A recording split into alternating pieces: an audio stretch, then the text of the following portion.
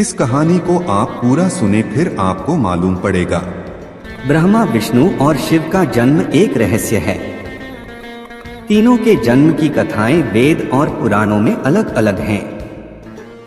उनके अलग अलग होने का कारण यह है कि जो शिव को मानते हैं वे शिव को ही केंद्र में रखकर अपना दर्शन करते हैं, और जो विष्णु को मानते हैं वे विष्णु को केंद्र में रखते हैं।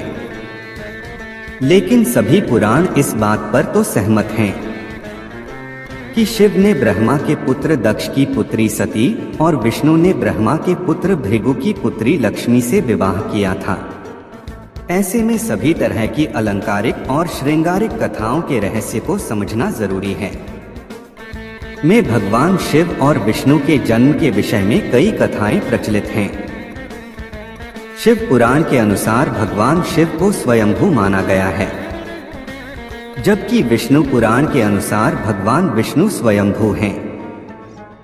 शिव पुराण के अनुसार एक बार जब भगवान शिव अपने टखने पर अमृत मल रहे थे तब उससे भगवान विष्णु पैदा हुए, जबकि विष्णु पुराण के अनुसार ब्रह्मा भगवान विष्णु की नाभि कमल से पैदा हुए, जबकि शिव भगवान विष्णु के माथे के तेज से उत्पन्न हुए बताए गए हैं।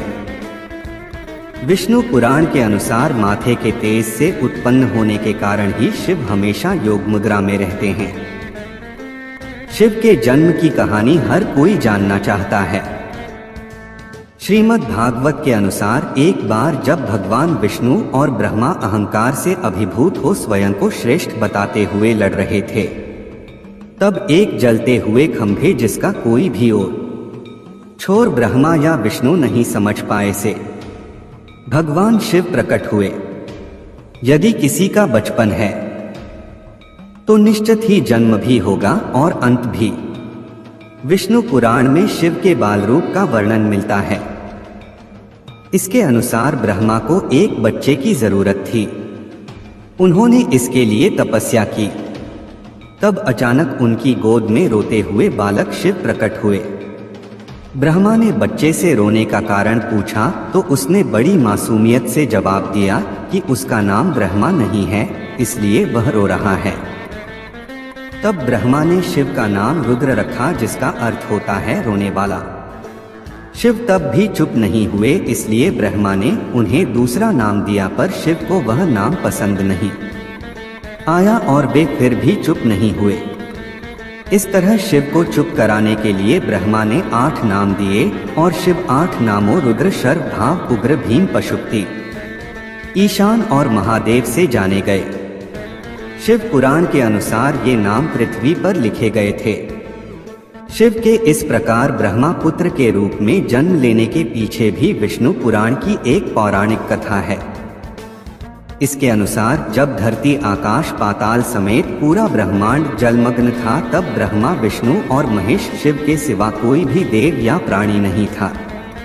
तब केवल विष्णु ही जल सतह पर अपने शेषनाग पर लेटे नजर आ रहे थे। तब उनकी नाभि से कमल नाल पर ब्रह्मा जी प्रकट हुए।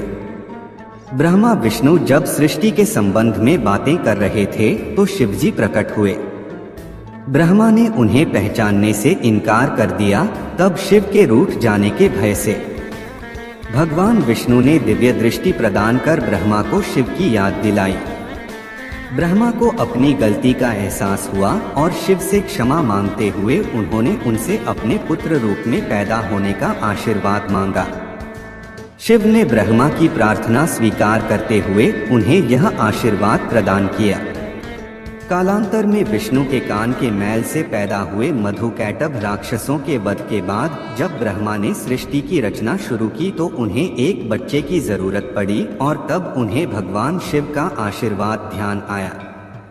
अत ब्रह्मा ने तपस्या की और बालक शिव बच्चे के रूप में उनकी गोद में प्रकट हुए। भगवान शिव का विवाह ब्रह्मा के पुत्र दक्ष की पुत्री सती से हुआ था। एक बार दक्ष ने एक विशाल यज्ञ का आयोजन किया, लेकिन उन्होंने शिव व सती को निमंत्रित नहीं किया।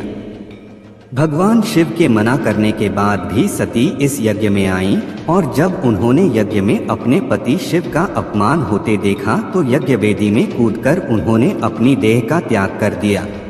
जब भगवान शिव को यह ज्ञात हुआ तो उन्होंने क्रोध में अपने सिर से एक जटा उखाड़ी और उसे रोषपूर्वक पर्वत के ऊपर पटक दिया। उस जटा से महाभयंकर वीरभद्र प्रकट हुए। पूरा वीडियो देखने के लिए दिल ने दक्ष के यज्ञ का विध्वंस कर दिया और दक्ष का सिर काटकर